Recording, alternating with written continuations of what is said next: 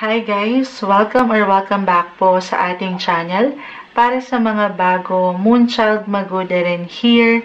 In today's video reading, another session tayo ng ating bagong segment. Actually, nakailang na rin tayo nito nakailang pagbasa na tayo, pero segment na Charot Tarot. Another session tayo guys para sa inyong favorite couples, love teams, celebrities. But honestly, ang babasahan natin today so far ay wala pa ata akong nakikitang nag-request. Or maaring hindi ko lang po napupuna ang comments. Sa dami na rin po minsan. Pero favorite ko kasi to Oo. Pero kahit gusto ko tong love team na ito, of course, hindi tayo magiging bias sa reading. Okay, hanggat kaya po, magiging transparent tayo. Energy check tayo sa relationship status ng Don Bell. Yes guys, Donnie Pangilinan and Bel Mariano. Hinga natin ng gabay mula sa baraha kung kamusta sila at kung ano ang takbo ng relasyon nila right now. First, reminders lang muna po tayo na kung ano man po ang aangat sa baraha, maaring ito lamang po yung kondisyon sa sitwasyon sa kinakaharap ng ating babasahan.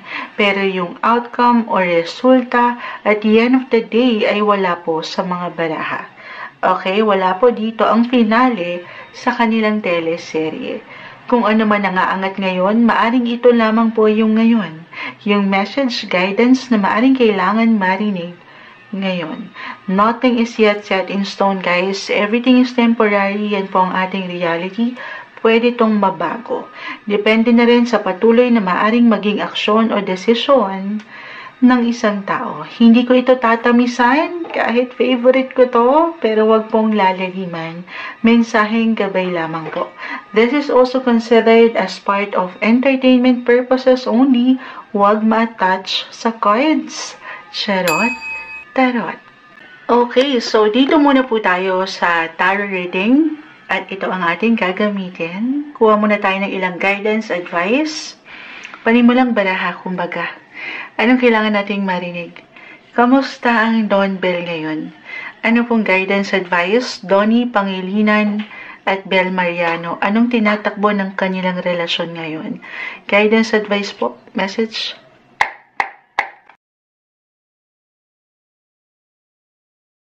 Donnie Pangilinan, Bel Mariano, kamusta po ang dalawang to? May gustong sumama sa aking kamay, pa isa-isa, hindi natin pipigilan.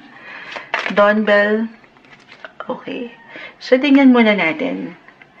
The Five of Pentacles. This one is in reverse. The Six of Swords, reverse. Queen of Swords, reverse. Okay, hindi ibig sabihin guys na nakakakuha tayo ng ilang reversal or nakabaliktad na baraha ay hindi na po agad okay. Okay, para po sa mga bagong nakakapakinig lamang kay Moonchild, meron lang po itong kalakip na mensahe. At unang-una ko ditong may iwan, marahil meron na silang pinagdaanan din together as a love team, ayan, na hindi ganon kadalian, kumbaga may ilang difficulty, pero kinaya, nalagpasan, nagkaroon na ng comfort, ng security. Kumbaga, yes, may ilang changes na rin. Pero mula sa mga pagbabagong ito, merong sumubok, merong nagbalik or bumabalik. Pinapaangat yung enerhiya na kailangan maiparating ang boses, mas higit na naging expressive. Alam nyo, kahit favorite ko itong couples niya ito, I will be honest, hindi ako updated, guys. So, sobrang daming iniisip ni Moonchild, hindi ako updated sa mga ganapan nila. Pero, at one point, marahil I'm getting a message dito na hindi sila naging okay. Ayan, wala namang perfect relationship, ano po, sa trabaho man, or buhay, relasyon, pag-ibig, pero parang ngayon, umangat yung enerhiya ng bagong simula, parang merong gustong bumawi. Parang merong bumabawi na ngayon pa lang. Si Belle po has her sun sign in Gemini. And right now, by the time na napapakinggan nyo to, Venus, the planet of love, beauty, attraction, is currently ay nasa mga Gemini in general. So, nakaka-attack, umaangat, nag-highlight, nagbibigay diin ang buhay. Love life. Yes po, higit siyang nagiging attractive, magnetic, yung charm ni Belle, umaangat. The Queen of Swords, air ang umaangat dito as a Gemini. Siya nito. Marahil meron bumabawi sa kanya ngayon na sino pa ba yan? Of course, ang isang Donnie na yan. Marahil, saan to bumabawi? If ever meron silang tension talaga, nitong mga nakalipas. And this time napapaangat, maaring pinapaangat yung expression, yung feelings, yung emotion. Okay? At ito, dahil deserve naman ng isang, ito regardless po sa sign, na umaangat, or sa gender na nakikita nyo. Pero, ayan. Add pa tayo. Anong kailangan pong matinig ng mga tao ito? Kamusta sila ngayon? Donbel po, Donnie, Pangilinan, Energy Check, Belle, Mariano. Kamusta sila? Anong status ng relasyon? Yun ang gusto nating malaman, Anong status ng relasyon ng dalawang ito? Okay. Ano to? Eight of Cups, the Fool. So, ito nga. Siguro nagkaroon na sila ng complicated. Komplikado yung naging relasyon nila before. May hugot. May hugot, guys. But, right now, I see new beginnings. Umaangat yung excitement, yung pagiging open-minded, networking ba itong Moonchild? Hindi. Parang ini-enjoy nila yung ngayon. Mula sa ilang pagsubok, challenge na pinagdaanan nila. Whatever it may be, sumasabay sila sa agos ng panahon, sa agos ng tubig. Ayan. Nandito yung emosyon, guys. Water, yung umaangat. Nagtatry sila. Sinusubukan na ma-workout itong connection na ito. Yes, may ilang changes na, pero may nagbabalik. Bumabalik yung enerhiya. Sabi ko nga may bumabawi. With the Fool. Ayan. Parang kung ano yung ngayon, good relationship naman yung nakikita ko. Ni-enjoy nila kung ano yung ngayon. Going with the flow. Na ang ganda. Oo. Kaya try nilang i-workout yung partnership relationship na meron sila. Kung ano man yan. Right now. Na sa aking tingin dito, parang may naging hugot na sila. Maring meron na silang pinagdaanan talaga. Na kung saan may kanya-kanya silang hugot sa bawat isa. Meron ba? Clarify niyo si Moonchild dito. Sige, mag-add ako ng ilang messages. Kamusta ang dalawang ito? Guidance po. Add pa tayo ng ilang message. Donbel po. Donnie, Pangilinan, Belle, Mariano, kamusta sila? Message. Okay, may bumagsak na. You matter. You matter.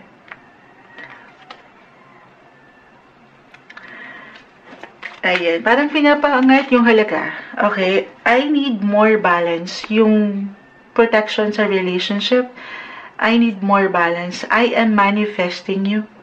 Wow. And, strength, ego. Ito hindi kailangan yung pinakasalita. I know. 888. May pagka-infinite. Ay, ito yung lakas. At the same time, sa kalakasang ito, maaaring merong higit na nangingibabaw at minsan nagiging ma-pride or nagkakaroon ng difficulty to express. In this time, along with dito, sa ilang cards nila, umaangat yung pagpapakumbaba.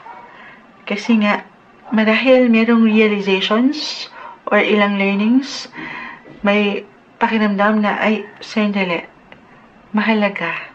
Mahalaga tong connection na to. Okay? May pagka low-key, balance naman. Low-key, in a way na tahimik lang nitong minamanifest nila ang bawat isa. Yes, guys. I am manifesting you. 8. You know, yung parang nagiging secret. May secrets. Low-key, private, pero open. You matter. Open. You. One. Ito yung sila, yung aura nila. Umiiyak ang langit. Naway mailaban natin to. Ayan. Open but secret. Ayan. Bilang sila yung mga public figure. Tama. Pero parang they're trying na ma-workout po. Ma-workout itong connection na to. Na ang ganda. Sige, add pa tayo. I need more balance. Guidance for Don Bell, Donnie Pangilinan, Bel Mariano, kamusta sila? Sagittarius, yung energy lamang ni Sagittarius, very positive naman. Meron ba silang travel anytime soon? Kung ano man yung umaangat, ito lang yung ngayon guys, ha? Hindi kailangan mag-apply. Positive, nagiging conservative, traditional. Yung faith ay dito sa proseso, yung learnings, dito yon. Yung energy lamang ni Sagittarius guys, na very compatible.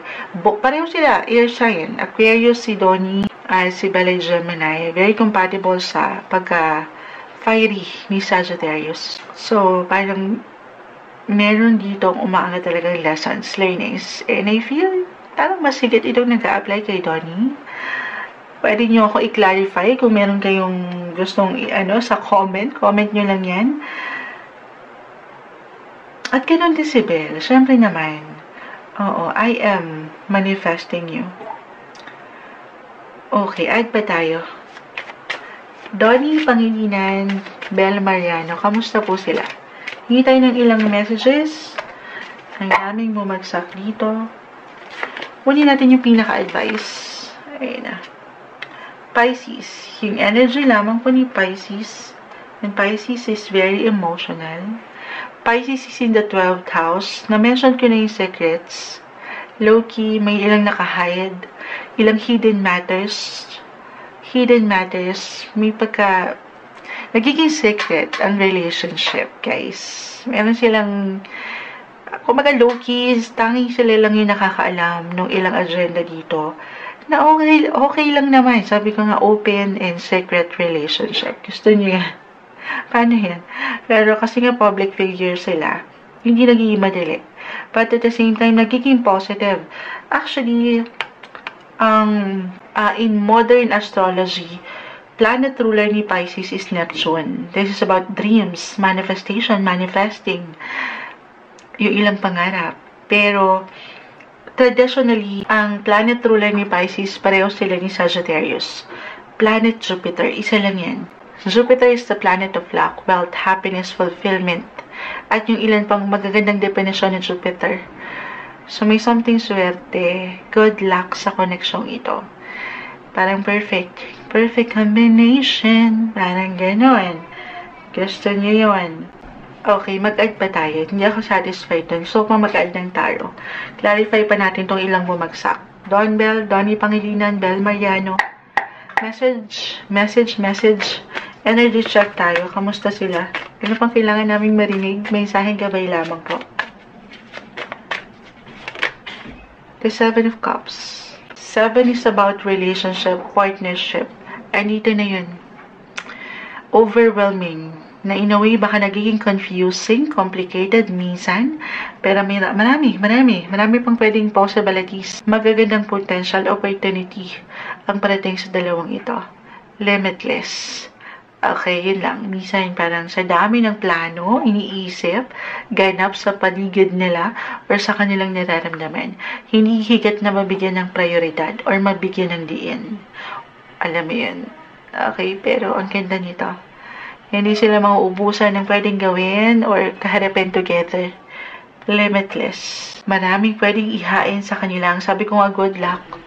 Opportunity ang universe. Of course, kung ito lamang po ay kanilang pahihintulutan. Tingnan natin.